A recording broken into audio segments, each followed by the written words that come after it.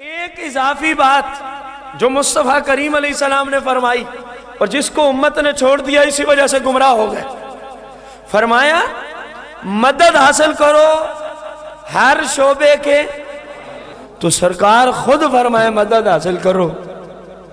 ہر شعبے کے ماہر سے، یہ شرک نہ بنے اور جو ہر شعبے کا ایک ہی بندہ ماہر ہو۔ جملے غور سے سننے ہیں، کسی شعبے میں آپ گئے، رسول اللہ کا حکم ہے، اس سے کیا لو؟ بلند آواز سے، وہ صرف ایک شعبے کو جانتا ہوگا، دو کو جانتا ہوگا، جو ایک شعبے کو جانے اس سے مدد لینا رسول اللہ کا حکم ہے، لہذا شرک نہیں ہے، لہذا بدعت ہے۔ تو جو ہستی سارے شعبوں کی اتنی بڑی ماہر ہو